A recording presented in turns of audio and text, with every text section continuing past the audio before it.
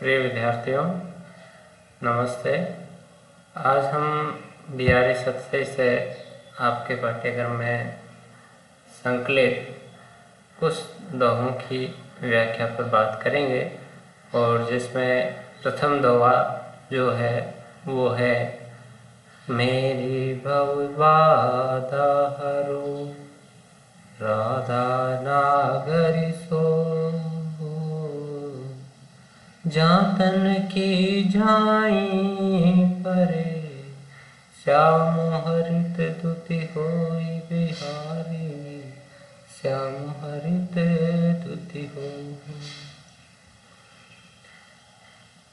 ये दोहा बिहारी दास द्वारा रचित बिहारी सतसई का प्रथम दोहा है और काव्य शास्त्र की ये परंपरा रही है कि कवि जो है ग्रंथ के प्रारंभ में ग्रंथ की निर्विघ्न समाप्ति हेतु अपने इष्ट देव का स्तवन करता है, जिसे मंगलाचरण कहा जाता है। तो ये दोहा भी बिहारी सतसई का जो है मंगलाचरण विषयक दोहा है और इसमें बिहारी दास ने राधा जी का स्तवन किया है। शब्दों के अर्थ देखें तो भव संसार, बाधा, कष्ट, समस्याएं, पीड़ा, मुश्किलें। राधा के लिए आया है। नागरी यानी चतुर, श्रेष्ठ। तन यानी शरीर। झाई, श्याम और हरित, इन तीन शब्दों में श्लेष है और इसके श्लेष परक अर्थ से इस दोहे के जो है अनेक अर्थ निकलते हैं। अलग अलग टीकाकारों ने इस दोहे की अलग अलग व्याख्याएं की है, अलग अलग अर्थ निकाले हैं। तो पहले इसका सामान्य अर्थ जो मंगलाचरण के अर्थ में लिया जा सकता है वो देखते हैं कि वो चतुर राधिका जी, सो यानी वही, वो चतुर राधिका जी, वो श्रेष्ठ राधिका जी मेरी सांसारिक बाधाओं का हरण करे, मेरी सांसारिक बाधाओं को दूर करे, जिनकी परछाई मात्र से ही, जिनके शरीर की परछाई से ही श्याम वर्ण वाले श्री कृष्ण भी प्रसन्न वदन हो जाते हैं, हरित हो जाते हैं, प्रसन्न वदन हो जाते हैं। अर्थात हरित का अर्थ है हरा भरा होना, तो प्रसन्न वदन हो जाना, प्रसन्न मुख हो जाना। जिनके झाई से, जिनकी झलक मात्र से ही, जिनके दर्शन मात्र से ही श्री कृष्ण भी प्रसन्न वदन हो जाते हैं, ऐसे वो श्रेष्ठ या चतुर राधिका जी मेरी सांसारिक बाधाओं को दूर करें।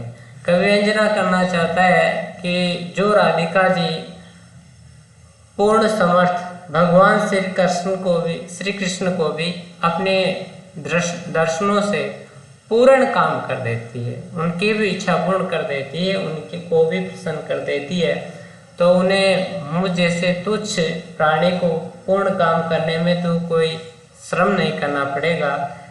यही कारण है कि कवि जो है ग्रंथारंभ में उन राधिका जी से, राधा जी से समस्त सांसारिक बाधाओं को दूर कर पूर्ण काम करने की प्रार्थना करता है। अब बिहारी रत्नाकर में इस दोहे के जो तीन अर्थ किए गए हैं वो इसके झाई, श्याम और हरित, इन तीन शब्दों के श्लेष परक अर्थों से किए गए हैं। पहले अर्थ में झाई का अर्थ परछाई, श्याम का अर्थ श्री कृष्ण का श्याम वर्ण का नीला रंग और हरित का अर्थ है हरा। तो इस अर्थ में जो है इसकी व्याख्या देखें कि वो राधिका जी मेरी सांसारिक, वो चतुर राधिका जी मेरी सांसारिक बाधाओं का निवारण करें, जिनके शरीर की परछाई पड़ने से श्याम वर्ण वाले श्री कृष्ण भी हरे रंग की द्युति वाले हो जाते हैं। यहाँ झाई का अर्थ परछाई है, प्रतिबिंब है, श्याम का अर्थ नीला वर्ण श्री कृष्ण का और हरित का अर्थ हरा रंग है। इसमें जो कवि है वो राधिका के शरीर की गुराई, गौर वर्ण की प्रशंसा करता है कि राधिका के शरीर की जो कांति है वह स्वर्णिम है और उनके शरीर की पीताभ आभा से श्री कृष्ण का जो नीला वर्ण है, नीला रंग है, वो भी हरे रंग में बदल जाता है।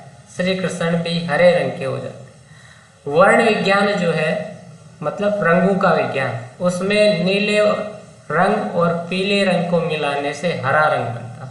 तो यहाँ बिहारी के वर्ण विज्ञान विषय ज्ञान का भी पता चलता है।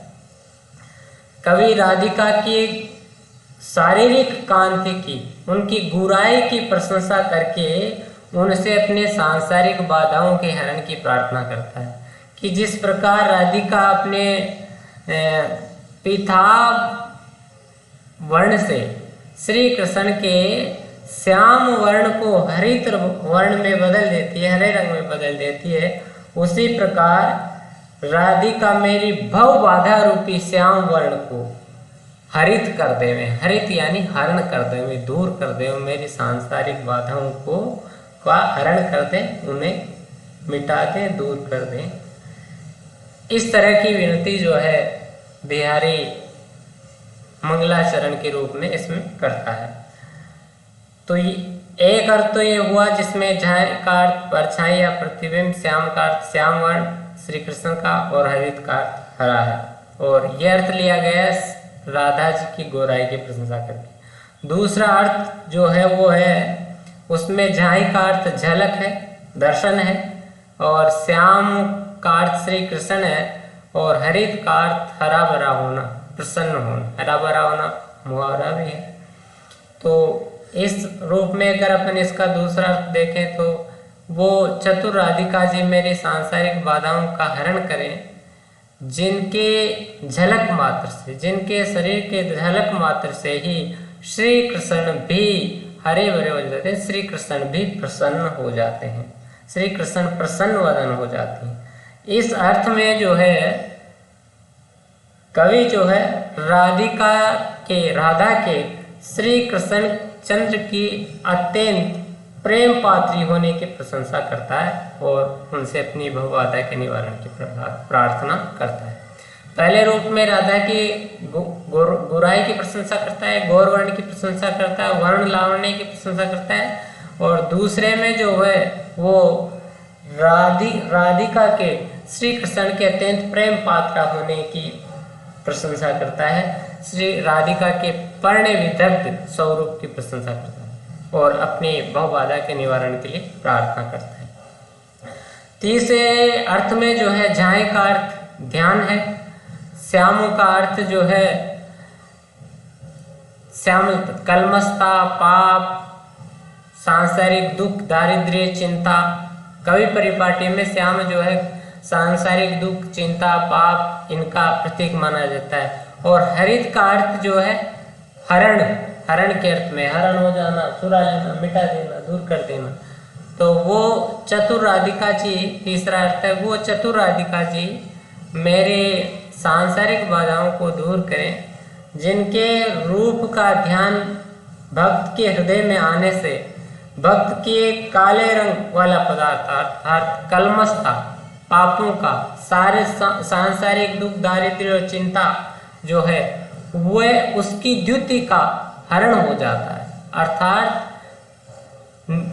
सांसारिक जो दुख है, दारिद्र्य है, चिंता है, पाप है, वो निस्तेज हो जाते हैं, वो अपना दुखद प्रभाव छोड़ देते हैं। वो चतुर राधिका जी मेरी सांसारिक बाधाओं को दूर करें, मेरे सांसारिक कष्टों को दूर करें। तो इस तरह से इस दोहे में जो है सलेस से 3 अर्थ निकलते हैं और विशेष में अपन लिख सकते हैं कि ये दोहा जो है बिहारी सतसई का मंगलाचरण विषयक दोहा है और ये आशीर्वादात्मक एवं वस्तु निर्देशात्मक जो है इसमें मंगलाचरण का रूप व्यंजित हुआ है। और इस दोहे से बिहारी की बहुज्ञता का भी पता चलता है। बहुज्ञता का पता इस रूप में चलता है कि इस दोहे की और भी व्याख्याएं की है। सांख्य दर्शन वालों ने अपने अनुसार किए, प्रत्येक विज्ञा दर्शन वालों ने किए, साहित्य शास्त्र के अनुसार किए और वेद शास्त्र के अनुसार भी, वेदक शास्त्र के अनुसार भी किए, वर्ण विज्ञान के अनुसार भी इसकी व्याख्याएं की गई है। एक बात जो है, इसमें कवि ने राधा जी को श्री कृष्ण से भी अधिक महत्व दिया है। राधा जी को भी श्री कृष्ण को पूर्ण काम करने वाली बताया गया, राधा जी को भी श्री कृष्ण से अधिक तेजोमयी बताया है। और इसलिए इसमें जो है इस राधा वल्लभ संप्रदाय का जो प्रभाव है वो परिलक्षित होता है। राधा वल्लभ संप्रदाय श्री कृष्ण की उपासना से संबंधित एक संप्रदाय है जिसमें राधा को कृष्ण से भी अधिक महत्व दिया जाता है। और राधा का स्तुति करने से माना जाता है कि कृष्ण की भी स्तुति हो जाती है। जो श्री कृष्ण को ही प्रसन्न कर देती है, वो राधिका जी अगर प्रसन्न हो जाएंगी तो श्री कृष्ण स्वतः प्रसन्न हो जाएंगे। शिल्प पक्ष की बात करें तो दोहा छंद है, और अलंकारों की बात करें तो इसमें सलेस अलंकार का चमत्कारी प्रयोग हुआ है। ब्रजभाषा का सरस साहित्यिक भावानुकूल साहित्यिक प्रयोग है। इसके अतिरिक्त मुक्तक शैली है और मंगलाचरणात्मक ये दोहा है, मंगलाचरण विषयक दोहा। बिहारी की समासिक शक्ति काव्य से परिचय मिलता है। अगला दोहा देखिए, जुवती जोन में मिली गई, नेक न होती लखाए, सोंधे के डोरे लगी, अली चली संग जाए। जुवती युवती का तद्भव रूप है। जोन ज्योत्सना, जुन्हाई, जुन्हाई जोन चांदनी। नेक यानी बिल्कुल भी, लख आय यानी लख यानी होता है देखना। सौंधे सुगंध का जो है, सुगंधी का भ्रष्ट है। डोरे डोर रस्सी सूत्र, अली सखी संग चली जाए, संग यानी साथ। इसमें बिहारी दास जी ने ज्योत्सना अभिसारिका, ज्योत्सना अभिसारिका नायिका के सौंदर्य का, वर्ण लावण्य का चित्रण किया है, वर्णन किया है। ज्योत्सना अभिसारिका क्या होती है? अभिसार का अर्थ होता है प्रियतम से मिलन, प्रियतम से गोपन मिलन, उसको कहा जाता है अभिसार। और प्रियतम से गोपन मिलन के लिए जाने वाली नायिका को कहा जाता है अभिसारिका। अभिसारिका कृष्णाभिसारिका और शुक्लाभिसारिका होती है। कृष्णाभिसारिका मतलब कृष्ण पक्ष में प्रियतम से मिलन करने वाले अंधेरी रात में वो जो है कृष्णाभिसारिका, और शुक्ल पक्ष में चांदनी रात में प्रियतम से मिलन करने वाले जो नायिका है वो ज्योत्सना अभिसारिका नहीं। तो इसमें ज्योत्सना अभिसारिका नायिका का चित्रण है, और वो नायिका अपने प्रियतम से अभिसार के लिए जा रही है। आसमान से जो है चांदनी धरती पर बिखर रही है, चांदनी की बरसात धरती पर हो रही है। नायिका भी जो है श्वेत वस्त्रावृता है। नायिका ने श्वेत वस्त्र जो है पहन रखे हैं, जिनकी शारीरिक कांति शुभ्र है, और जिसकी शारीरिक कांति, नायिका की जो शारीरिक कांति है वो शुभ्र है, श्वेत है। वो नायिका अत्यंत गौरांगना है, और चांदनी नाथ में उसका जो लावण्य है वो चांदनी से एकाकार हो जाता। तो इस स्थिति का वर्णन करते हुए बिहारी कहते हैं कि जुवती जोन में मिल गई। नायिका जो है अपनी श्वेत शारीरिक कांति के चांदनी में विलीन हो गई, चांदनी के साथ मिलकर के एकाकार हो गई। श्वेत वस्त्रावृता, श्वेत शारीरिक कांति वाली गौर वर्ण वाली नायिका, श्वेत वस्त्रावृता अत्यंत गौर वर्ण वाली ज्योत्सना अभिसारिका नायिका जो है वो चांदनी में पूरी तरह से विलीन हो गई, चांदनी के साथ वो एकाकार हो गई। नेक न होत ही लखाए, और नेक यानी बिल्कुल भी दिखाई नहीं। चांदनी से जो है उसका पृथक और स्वतंत्र अस्तित्व जो है बिल्कुल भी दिखाई नहीं देता। चांदनी के साथ, चांदनी की सुप्रज्वल कांति के साथ नायिका के श्वेत वस्त्र, नायिका की का जो गौर वर्ण है, नायिका के शरीर की जो श्वेत शारीरिक कांति है, उसके साथ मिलकर के एकाकार हो गई, उसमें पूर्ण रूप से विलीन हो गई। और इस कारण नायिका का शरीर बिल्कुल भी दिखाई नहीं दे रहा है।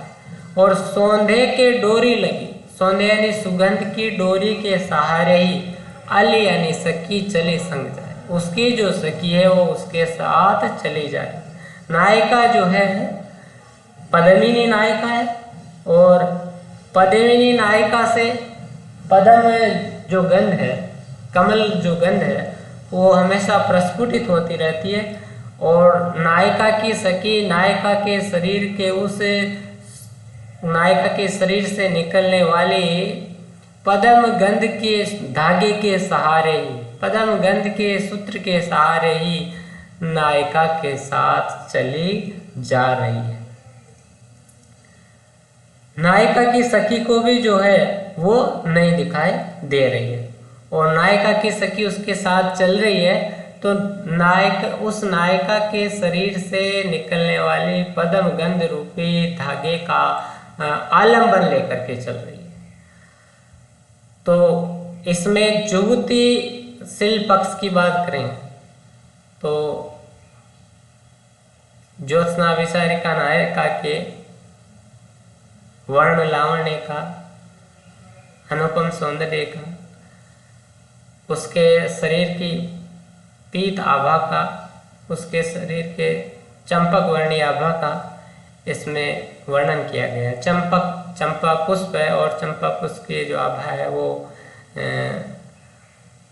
जो है हल्की पीलता आभा लिए हुए होती है। और इसमें वर्णित जो नायिका है वो पद्मिनी नायिका है, जिसके शरीर से पद्म की गंध, कमल की गंध प्रस्फुटित होती रहती है। नायिका भेद की दृष्टि से वो ज्योत्सना विसारिका है। दोहा छंद है, ब्रजभाषा का सरस भावानुकूल प्रयोग है, और मुक्तक शैली है, श्रृंगार रस है।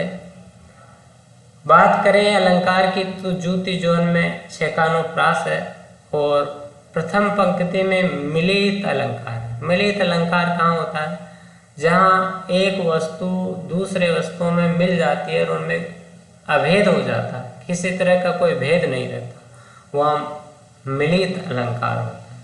दूसरी पंक्ति में प्रथम जो है उन्मिलित अलंकार। उन्मिलित अलंकार ये है कि जब दो वस्तुएं एक जैसी हो जाती है, परंतु किसी गुण या अन्य कारण से उनका भेद प्रकट होता है, तो वह उन्मिलित अलंकार है। प्रथम पंक्ति में जो है चांदनी और नायिका जो दोनों मिलकर के एकाकार हो गई हैं, परंतु दूसरी पंक्ति में उनके अलग होने का, वो अलग हो रही है किससे, उसका भेद प्रकट किससे हो रहा है? नायिका के शरीर से प्रस्फुटित होने वाली कमल गंध से जो है उनका भेद प्रकट हो रहा है, इसलिए यहाँ पर उन्मिलित अलंकार है।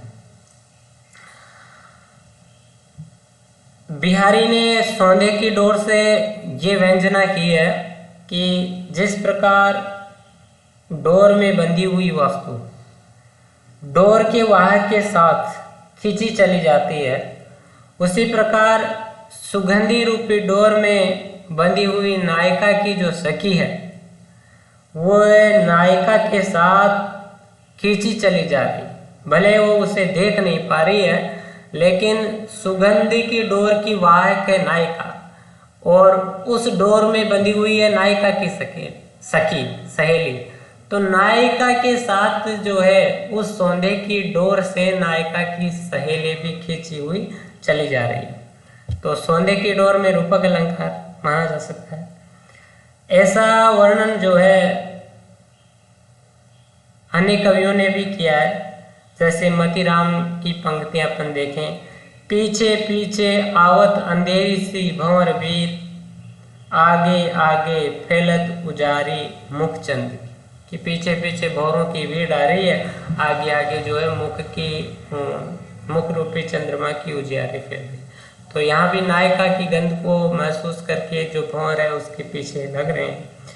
आनंद प्रभात ते तन छाऊं छपाए जा, भौरने की भीड़ संग लाए जात सजन। ये भिखारी दास का है और इसमें भी भ्रमरों की जो भीड़ है वो नायिका के साथ चली जा रही है, उसके सुगंध, उसके शरीर से निकलने वाली गंध के साथ। यहाँ अली का अर्थ भ्रमर भी लिया जा सकता है, पर सखी ज्यादा उपयुक्त बैठता है। अगला दोहा है, हो रीझी लखी रीझियों छबी छबीले लाल, सोन जुई से होती दुती मिलत मालती माल। इसमें जिस नायिका का वर्णन है वो है अंकुरित यौवना मुग्धा नायिका, और अंकुरित यौवना उस मुग्धा नायिका के सौंदर्य को एक द्युति जो है वो नायक से वर्णन कर रही है। उस नायिका के वर्ण लावण्य का जो है अंकुरित यौवना पद्मिनी नायिका के वर्ण लावण्य का जो है इसमें चित्रण किया गया है। एक दूती जो है इस नायिका को देखती है और वो इस नायिका के अनुपम अद्वितीय अनिर्वचनीय सौंदर्य पर मुग्ध होती है और वो नायक से इसका वर्णन करती है। हो रीझी, हो का अर्थ में हो, रीझियाँ रीझना मुक्त हो जाना, लखियाँ देखना, छवि यानी छवि सौंदर्य, छबीले यानी छबीला छेला, रसिक लाल नायक के लिए आया है। सोन जूही, सोन जूही का पुष्प है जो पीत आभा लिए होता है, जिसका पीला रंग होता है। द्युति यानी चमक कांति है। मालती जो है पुष्प का नाम है जो श्वेत कांति का होता है, सफेद रंग का, श्वेत रंग का होता है। तो नायिका की जो द्युति है वो कहती है नायक से कि हो रीझी, कि मैं उस नायिका के अनिर्वचनीय सौंदर्य को देख करके मुग्ध हो गई, रीझ गई। और हे छबीले, हे रसिक युवक, लखी रीझियो छबी, तुम भी उस नायिका के अनिर्वचनीय सौंदर्य को देख करके रीझ जाओगे, क्योंकि उस नायिका का वर्ण, उस नायिका का रंग इतना लावण्यमय है और चंपक पुष्प के समान इतनी स्वर्ण आभा से युक्त है, इतनी पीत आभा से युक्त है। पीले रंग जिस तरह से सोने का रंग होता है, उसका वर्ण जो है, उसका जो रंग है इतना लावण्यमय है और चंपक पुष्प के समान स्वर्ण आभा से युक्त है, पीत आभा से युक्त है कि सोन जूई सी होती, सोन जूई के समान होती है द्युति, चमक, मालती माल।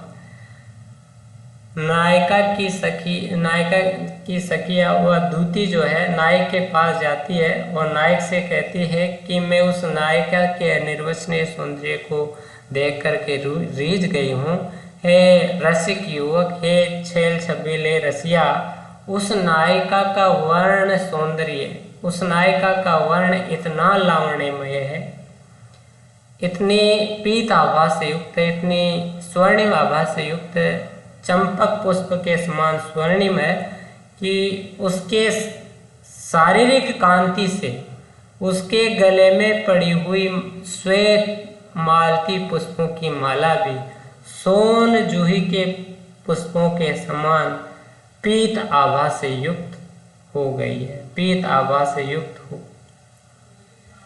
हो गई है, पीत आभा से युक्त चमक से चमक रही, पीली हो गई, पीली आभा से चमक रही। श्वेत पुष्पों की, मालती पुष्पों की माला भी सोन जूही जैसे सुनहरे फूलों की माला के रूप में आभासित हो रही है। आप समझ रहे होंगे कि मालती पुष्पों की मालती पुष्प जो है उनका रंग श्वेत होता है, और सोनजुई पुष्प का रंग जो हल्का पीला रंग, सोने जैसा रंग। नायका का रंग जो है वो सोने जैसा है, उसके सारी कांति स्वर्णिम है, और वो स्वर्णिम कांति इतनी तेजमय है, इतनी तेजोमय है कि श्वेत जो कांति है मालती पुष्पों की, जो श्वेत चमक है वो भी पीली पड़ गई, वो भी पीत आभा से चमकने लग गई है। तो इसमें जिस नायिका का वर्णन है वो अंकुरित यौवना है। अंकुरित यौवना का मतलब है जिसमें यौवन का अंकुरण हो रहा है। और मुग्धा नायिका, मुग्धा का अर्थ है कि जिसमें काम चेष्टा रहित लज्जा भाव से युक्त जो नायिका होती है उसे मुग्धा का। तो इसमें जो है अंकुरित यौवना मुग्धा नायिका का चित्रण है। नायिका के अनिर्वचनीय सौंदर्य का इसमें वर्णन किया गया है। और नायिका का सौंदर्य अनिर्वचनीय कैसे है, इसकी विवेचना बिहारीदास इस रूप में करते हैं कि हो रीजी कि नायिका की जो दूती है, सखी है, वो भी नायिका के सौंदर्य पर रीझ गई। अक्सर ये होता है, देखने में आता है कि कोई भी स्त्री जो है वो दूसरी स्त्री के सौंदर्य पर रीझती नहीं है, तो दूसरे के सौंदर्य पर मुग्ध नहीं होती। कहा भी गया है कि मोहीन नारी नारी के रूप, नारी नारी के रूप पर मोहित नहीं होती है। परंतु इस नियम के विपरीत अगर कोई नारी नारी के रूप पर मोहित हो रही है तो इसका कारण यह है कि नायिका का जो वर्ण लावण्य है, नायिका का जो सौंदर्य है वो इतना अनुपम है, द्वितीय है, अनिर्वचनीय, अवर्णनीय है, असाधारण है कि दूती जो है अपने आप को उस पर मुग्ध होने से, रीझने से रोक नहीं पाती है। और इसी कारण वो कहती है नायक से कि लखी रीझियो, तुम जो है उस नायिका को देखते ही रीझ जाओ, उसकी झलक मात्र से ही मुक्त हो जाओ। वैसे स्त्रियां जो है नायक को रिझाने के लिए हाव भाव का, नेत्रों के कटाक्ष का आदि का प्रयोग करते हैं, पर इस नायिका को हाव भाव और कटाक्ष की जरूरत नहीं होती है, क्योंकि उसको जो भी देखता है वो उस पर उसके दर्शन मात्र से, उनके देखने मात्र से ही क्या हो जाता है, रीझ जाता है, मुग्ध हो जाता है। फिर नायक भी कैसा है, नायक भी छबीला है। और छबीला या रसिक प्रवृत्ति का जो नायक है वो तो साधारण सौंदर्य पर ही रीझ जाते हैं, साधारण स्त्रियों के साधारण सौंदर्य पर। तो फिर नायिका का जो सौंदर्य है वह तो असाधारण है, अनुपम है। इस कारण उस पर तो नायक जो है देखते ही रीझ जाएगा, देखते ही आकृष्ट हो जाएगा। यह व्यंजना जो है बिहारीदास करते हैं। अलंकारों की अगर इसमें बात करें तो इसमें जो अलंकार है वो मिलित मालती माल में अनुप्रास है। इसके साथ इसमें तद्गुण अलंकार है। तद्गुण का अर्थ है कि जब एक वस्तु दूसरे वस्तु के गुणों को अपना लेती है, उस जैसे अगुण हो जाता है। यहाँ मालती के श्वेत पुष्पों की जो कांति है, चमक है, रंग है, वर्ण है, वो सोन जूही के पुष्पों के समान पीला हो जाता है नायिका की पीत शारीरिक कांति से। तो इसमें तद्गुण अलंकार का प्रयोग है। और श्रृंगार रस है ही, वो ब्रज भाषा का सरस भावानुकूल प्रयोग है। और जो है नायिका की, कौन सी नायिका, पूर्वानुरागनी मुग्धा नायिका के अनुपम सौंदर्य का वर्णन इसमें किया गया है, मुक्तक शैली है। अब आगे के दोहों का अध्ययन कल करेंगे। धन्यवाद।